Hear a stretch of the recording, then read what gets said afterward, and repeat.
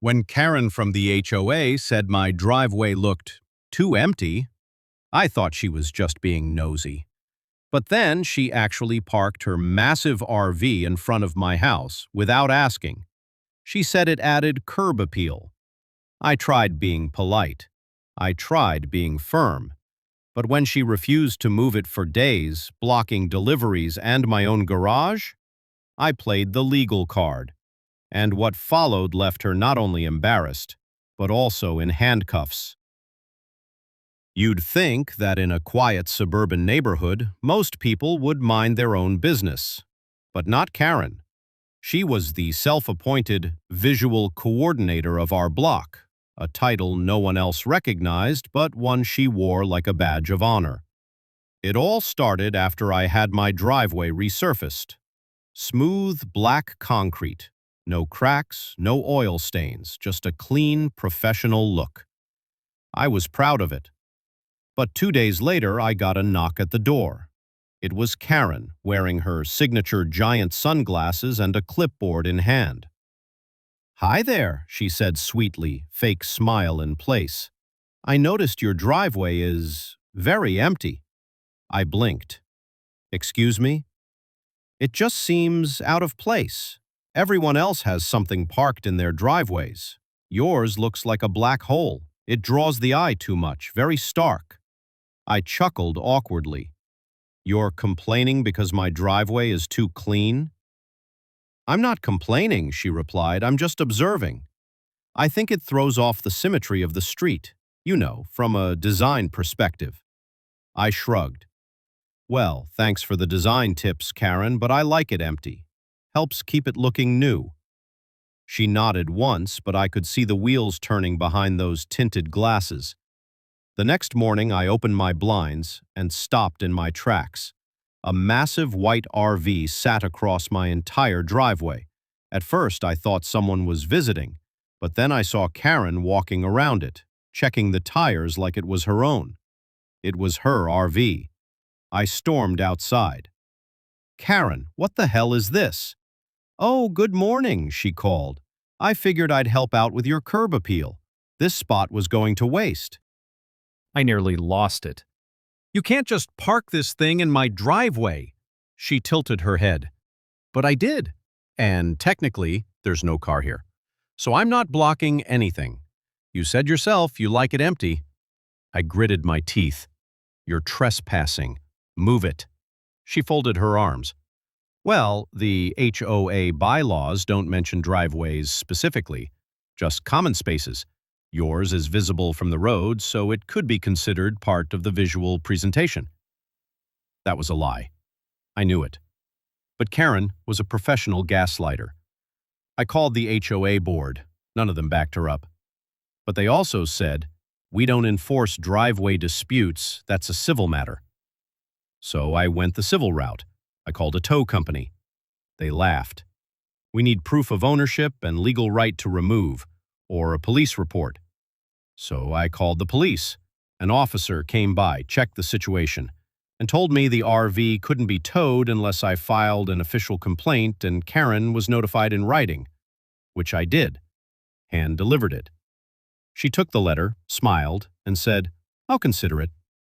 That night, I had to park my car on the street, and I nearly got a ticket because our HOA restricts overnight street parking. I'd had enough. Day 3 of the RV siege. The deliveries were backing up. My Amazon packages were sitting on the porch because drivers couldn't pull in.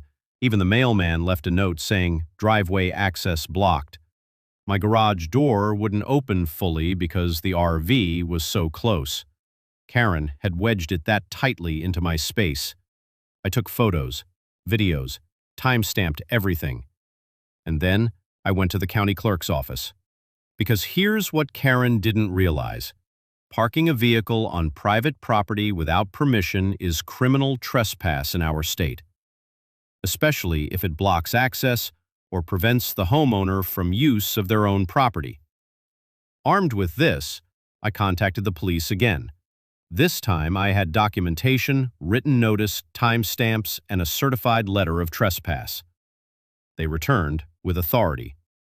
By the time the police showed up again, this time with the complaint, paperwork, and proof I'd spent 3 days collecting, Karen was sitting smugly in a lawn chair beside her RV, sipping what I can only assume was her daily 3 p.m. Chardonnay. The officers weren't messing around.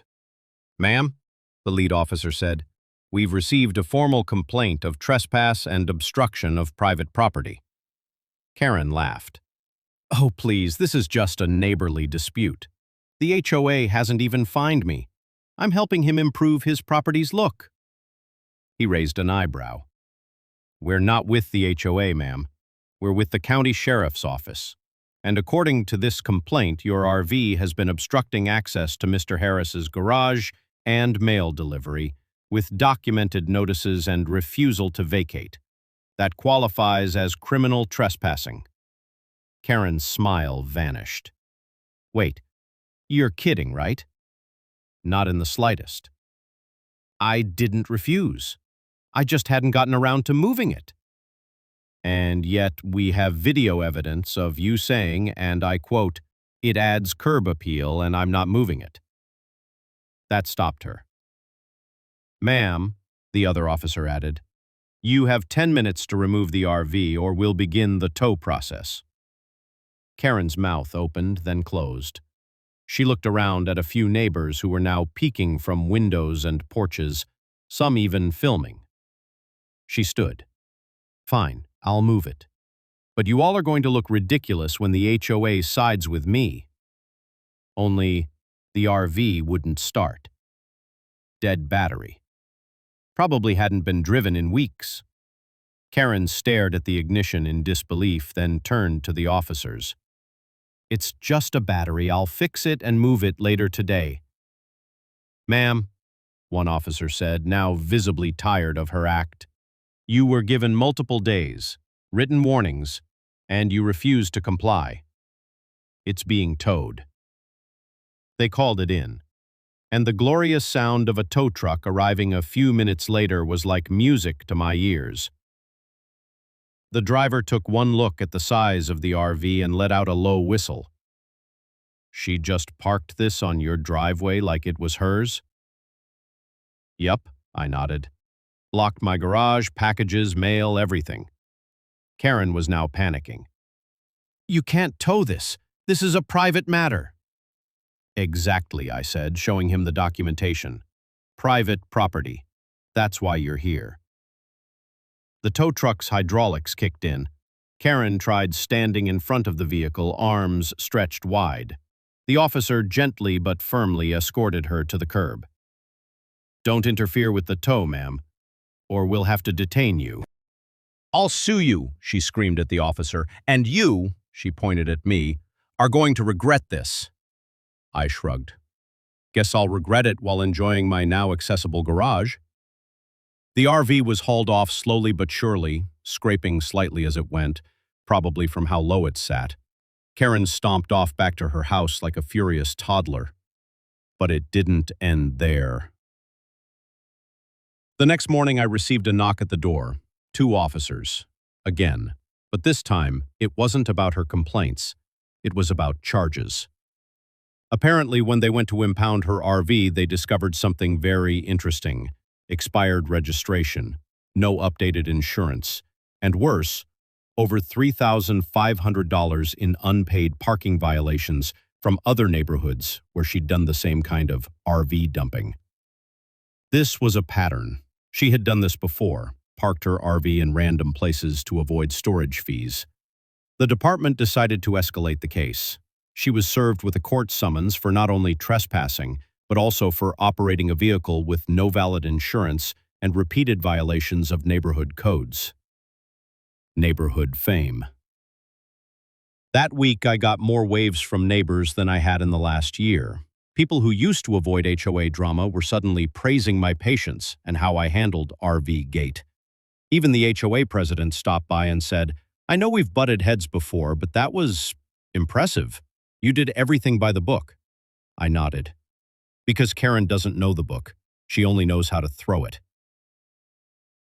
Final karma. Karen's downfall. In court, Karen tried to spin it as a misunderstanding. but the judge wasn't buying it.